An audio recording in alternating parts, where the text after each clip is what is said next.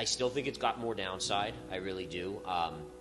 If it's anything like the dot-coms, it's going to get worse before it gets better.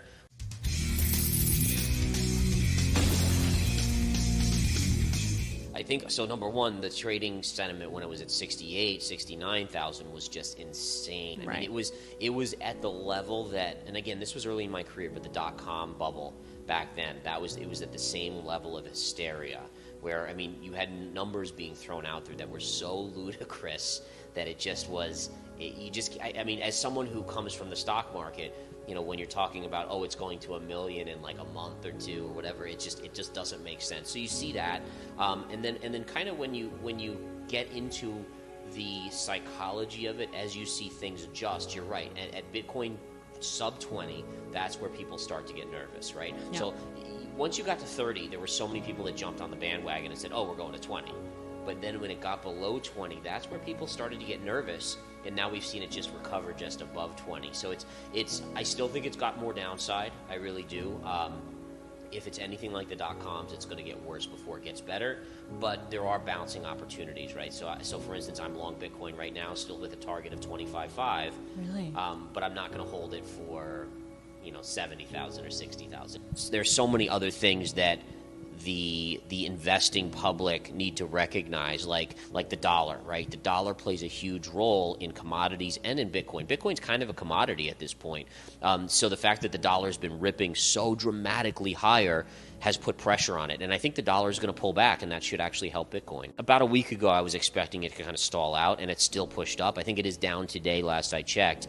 But you're right. I was surprised at how extended it got. Mm-hmm. But it almost makes sense in a weird way because these inflation numbers make the Fed or make the investing public think that the Fed has to raise rates more aggressively, yeah, which ultimately does pull money out of the system and strengthens the dollar. So as soon as we see a kind of a fade in inflation or a little downtick, the dollar should come in substantially. Still a huge bull on gold. Yeah. I mean, everywhere I look, it's, and again, gold is something that takes a long time to play out. I've been a little surprised at how big the dip has been in gold recently. But if you look at the dollar, it kind of makes sense how much the dollar has ripped up.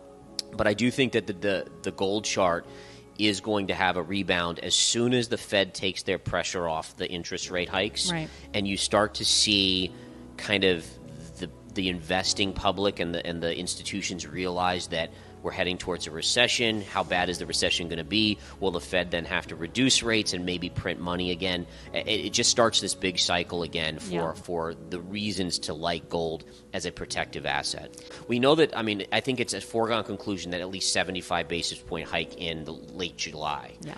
But there is now the question of, do they do 100? And the only reason, so in general, I think the Fed doesn't want to shock the markets. Yeah. But if they kind of start releasing a little bit of idea that they could do it, it is possible. And the reason it's possible is because there's not another meeting till September. So after July, it's September. And so they may look at that and say, okay, we want to do this because we're going to have 2 months to figure out if we need to do anything else after that. Yep. And then also you're getting close to the midterm elections, and historically the Fed does not like to mess around with elections with a bunch of rate hikes. So, September, maybe they would do another one, but I certainly don't think October or November they would do it. So it's possible. 100 basis points is possible. I think it's a huge mistake. I think the Fed is at a point where they're trying to play catch up and get in front of something, and so they're going to overdo it, and then you're going to see a bad recession hit. And the problem with a bad recession is, like, if this was 5 years ago, they could just print money because inflation was 2 or sub 2%. But how do you get us out of a situation like that now? Even if inflation comes back to 5% or 4%, it's still well above their 2% mandate. So how do you then print trillions of dollars, and what do you see inflation go to then? So it is a tricky scenario where their hands are much more tied. In bull markets, people think they're geniuses because everything goes up. So no one thinks that they need to learn. In bear markets, you lose all your money, so then it's like, oh, now I have to pay for education as well, and that's really expensive when I just lost all my money. But the bottom line is, education is compounding your future profitability. And so you have to find quality people to follow that know what they're doing, that know the real keys to reading charts and to getting rid of that emotional edge, and really focusing in on self-discipline and human psychology. I mean, human psychology is such an underrated part of trading and investing, but when you trade, you are trading humans. You're trading everyone else that's trading Bitcoin at this time. If you can understand them, you can actually use it to your advantage. So I think this is the perfect time in a bear market. Understand that you don't know everything. I don't even know everything at this point in my career, and use it as an opportunity so that when the next market comes, you can double, triple, quadruple the money that you even would have made prior. You have to just continue to hold on. I don't think at this point is the time to dump it. Okay. Now you have to, as a hodler or even as an investor, you have to be ready for it to go lower, though. I would dare say is that use it if you have the ability to dollar cost average, right? So even if it's $500 a month putting it in, it will bring your overall average down. And I do think that there's a huge upside at some point. It may be years away, but you have to start building for the future, right? It's all about building for the future. So at this point, it's too late to get out sub 20. It's less like, well, it's down from 69 to sub 20, or it's right around 20. You've missed that opportunity. But I think as long as you stick with it, the worst thing a hodler can do is change themselves from a hodler to a panicked emotional investor and say, oh my goodness, I just lost this much money, I gotta exit.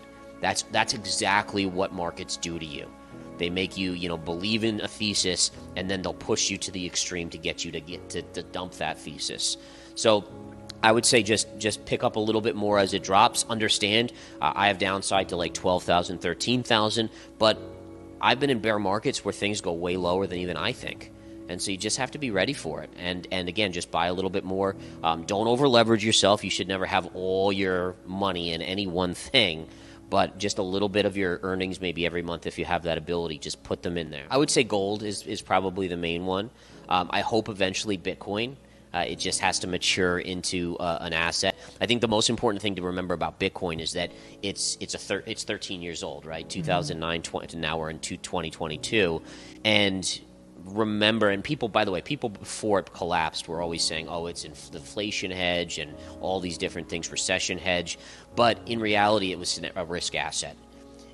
It will mature. I like to say to people, like, how many 13-year-olds do you know that are logical, not erratic, growing right? pains. Like, yeah. So you have to expect that type of a young market to just be really crazy. Yeah.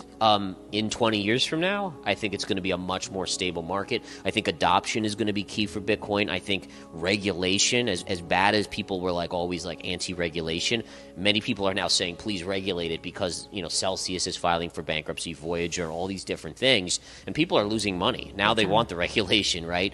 But regulation is so important for the adoption by institutions and hedge funds.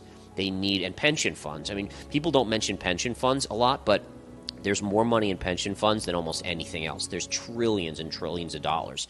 And I always say if they just allocate like 2% into Bitcoin would be like $500,000, right? Yeah. So the only way they're going to do that is if they get some framework from the government and some protections. Like when someone can hack into your Bitcoin account and steal your Bitcoin and you have no way of getting your money back, it doesn't exactly make, people feel comfortable about it. I think as it becomes more well adopted, and this is again, the chain has to occur where it's regulation has to come in, positive regulation, and then this kind of more and more adoption by big players. Like you need to see more of the Elon Musks, the Jack Dorseys, Mike Novogratz is a big one. I mean, these players have to continue, and you have to see more of them. And with that regulation, I do think you will see it. Now, it'll start small, but the beauty of Bitcoin is that, if you have 1,000 billionaires or 100 billionaires just buying small, it's a huge amount of money into Bitcoin. And then you add in more adoption in the global community just from retail investors, and it should easily see 500,000, in my opinion, especially if the printing of money restarts in the next major kind of recession, depression.